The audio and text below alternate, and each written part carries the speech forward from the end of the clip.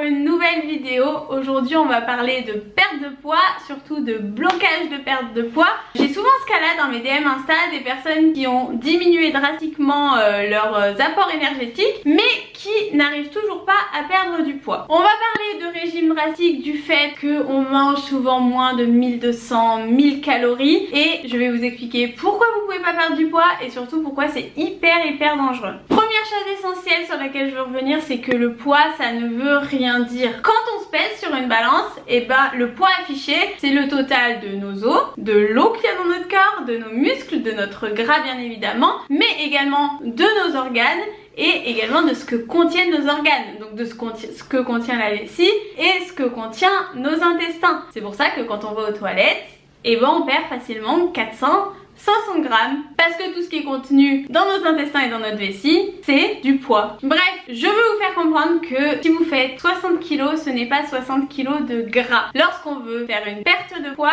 en réalité, on veut perdre du gras. Deuxième chose, j'ai envie de vous parler du fonctionnement du corps. Le corps, c'est une machine hyper complexe, mais je vais un tout petit peu la comparer à une voiture. Une voiture, elle a besoin de carburant pour avancer, pour fonctionner tout simplement. Notre corps, il a besoin aussi de carburant pour fonctionner. Alors non, ce n'est pas du diesel ou de l'essence, mais ce sont des calories. Ces calories, elles sont apportées par la nourriture. En gros, quand on mange quelque chose, on apporte à notre corps des calories. Ce qui va se passer, c'est que lorsqu'on mange un légume, notre corps avec ce légume, il va réussir à créer de l'énergie. C'est un petit peu comme si on mettait des légumes dans le moteur de notre voiture et qu'il arrivait à le transformer en essence. Troisième chose à voir, on va parler de métabolisme de base. Métabolisme quoi ?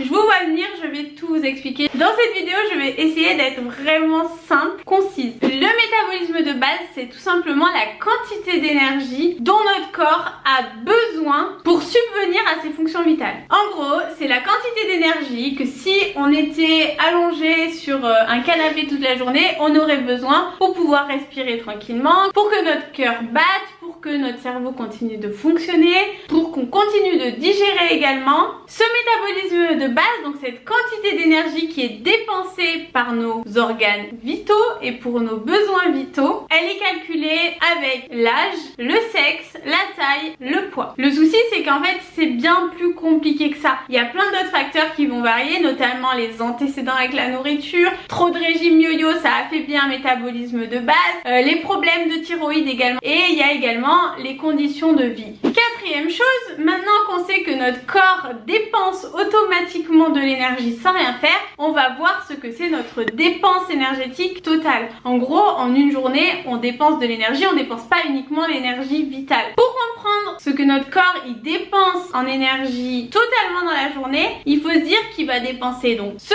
fameux métabolisme de base, plus on estime un facteur qu'on appelle niveau d'activité physique, qui est compris entre 1 et 2 et qui est calculé selon ce qu'on va faire dans la journée. Est-ce qu'on travaille assis, est-ce qu'on travaille debout, est-ce qu'on fait du sport, est-ce qu'on fait souvent le ménage, est-ce qu'on marche plutôt que de prendre les transports, tout ça. Et pour avoir la dépense énergétique totale, on multiplie le métabolisme de base par ce facteur qui est compris entre 1 et 2. Par exemple, moi je suis quelqu'un de très sportif. Bon, avant d'être paralysée et de ne pouvoir faire de sport, je faisais 5 fois par semaine du sport, soit du crossfit, soit du cheerleading, soit de la musculation. Donc plutôt sportive, mais à contrario, la journée je travaille assise. Donc mon niveau d'activité physique est moyen, estimé à 1,6. Si je prends l'exemple d'une personne qui travaille dans le bâtiment, qui travaille tous les jours de la semaine, qui travaille debout, qui marche tout le temps, qui porte des charges lourdes, mais qui ne fait pas de sport à proprement parler, cette personne aura un niveau d'activité physique proche des 1,8 parce que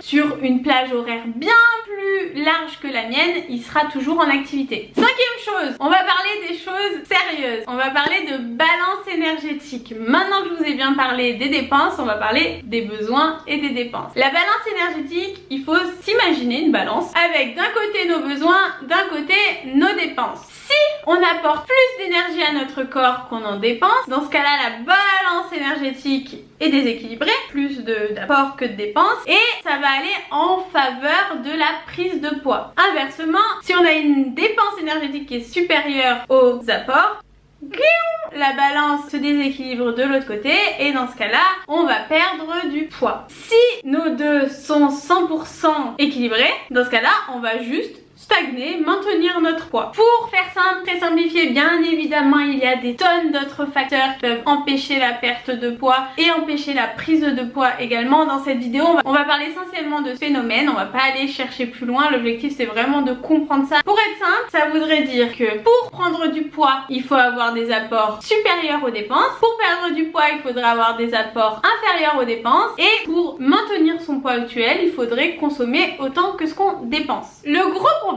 c'est que lorsqu'on parle de perte de poids, on a tendance à diminuer drastiquement ses apports. Je pense qu'il y en a beaucoup qui ont essayé de faire des régimes, qui se sont dit ah bah non je vais passer du coq à l'âne, c'est-à-dire que je vais passer de fast food, de burger, de pâte à tartiner à manger de la salade avec du poulet. Le problème c'est qu'en fait on diminue drastiquement, donc on apporte beaucoup moins d'énergie à notre corps. Effectivement au début il y a une perte de poids qui est logique, mais après étant donné qu'on diminue trop on est bloqué et je vais vous expliquer pourquoi. Petite phrase que je place là et qui est hyper importante, on ne consomme jamais moins d'énergie que son métabolisme de base. Je vais prendre un exemple. Moi aujourd'hui je fais 54 kg pour 1m55, mon métabolisme de base il est d'environ 1200 kcal.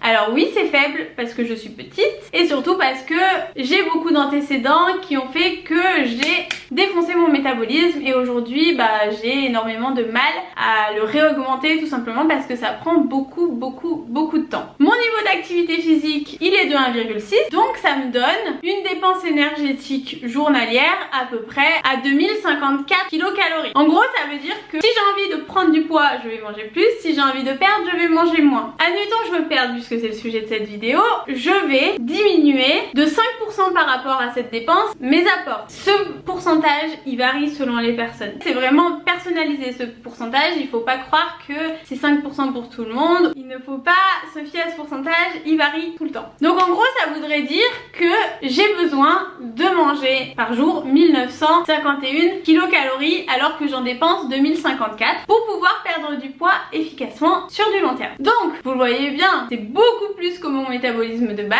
mais c'est moins que ma dépense énergétique journalière. J'ai pas diminué drastiquement, 5 kcal c'est pas grand chose, au final ça ne se ressent pas. Je ne passe pas de manger des quantités astronomiques à ne plus rien manger. Mes besoins vitaux ils vont continuer de fonctionner tranquillement et moi je vais pouvoir créer du muscle et perdre uniquement de la masse grasse. Je dis uniquement, on perd toujours un petit peu de masse musculaire et pour limiter la perte de masse musculaire il faut bien évidemment manger suffisamment de protéines. Sixième point, parlons du danger. Comme je vous l'ai expliqué, cette quantité d'énergie qu'on nomme métabolisme de base, c'est pour assurer les fonctions vitales. Notre corps il est plus intelligent qu'une voiture, c'est-à-dire qu'une voiture quand elle a plus de carburant, elle tombe en panne, elle s'arrête, il faut impérativement en remettre. Notre corps, s'il a pas assez de carburant, il va pas tomber en panne tout de suite, il va réussir à mettre des petites stratégies en place pour pouvoir survivre le maximum possible de temps. C'est pour ça qu'aujourd'hui on sait, grâce à des études en 2003-2004 sur des grévistes, qu'on peut tenir 80 jours sans manger, sans mourir, à condition de boire suffisamment. Mais c'est énorme. Une voiture,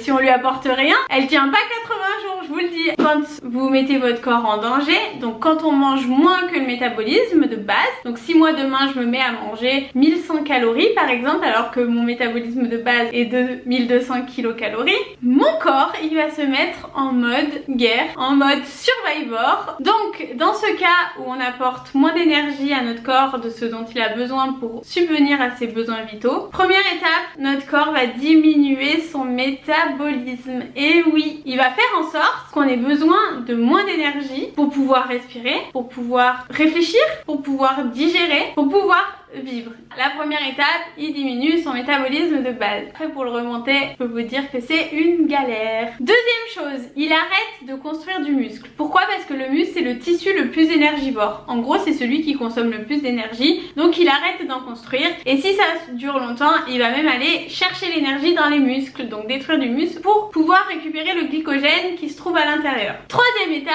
il va demander du sucre à gogo, des sucres rapides à gogo, parce que les sucres rapides c'est ce qui arrive le plus rapidement dans le sang et ce qui peut être donc diminué le plus rapidement aux organes. C'est pour ça que si on fait des régimes drastiques, on a souvent envie de sucre. Pour résumer, si vous voulez perdre du poids efficacement, il faut diminuer son apport énergétique, mais le diminuer de peu et pas le diminuer drastiquement, je le répète. Toujours manger, toujours apporter plus d'énergie à notre corps que son métabolisme de base. Après, vous pouvez également augmenter votre dépense énergétique par le sport. Il faut également manger suffisamment de protéines pour éviter de perdre du muscle en même temps qu'on perd du gras. Vraiment, la meilleure manière de perdre du poids, c'est de faire un rééquilibrage alimentaire. Le rééquilibrage alimentaire, c'est un truc qui va vous suivre toute votre vie. Voilà, c'est tout pour cette vidéo. J'espère que vous aurez bien compris, que j'ai été très claire. Si vous avez aimé, mettez-moi un petit pouce bleu. Pensez à partager cette vidéo à vos proches qui ont tendance à faire des régimes drastiques et à se mettre en danger. La caméra a coupé avant même que je puisse vous dire au revoir, donc je finis cette vidéo avec mon téléphone. J'espère que cette vidéo vous a plu. Si c'est le cas, pensez à mettre un petit pouce bleu, à mettre un commentaire. Ça me fait toujours plaisir. Je vous retrouve demain dans une nouvelle vidéo. En attendant, vous pouvez regarder ma dernière vidéo en cliquant juste ici et vous abonner en cliquant sur ma tête ici. Abonnez-vous. Je vous fais plein de bisous. Bye.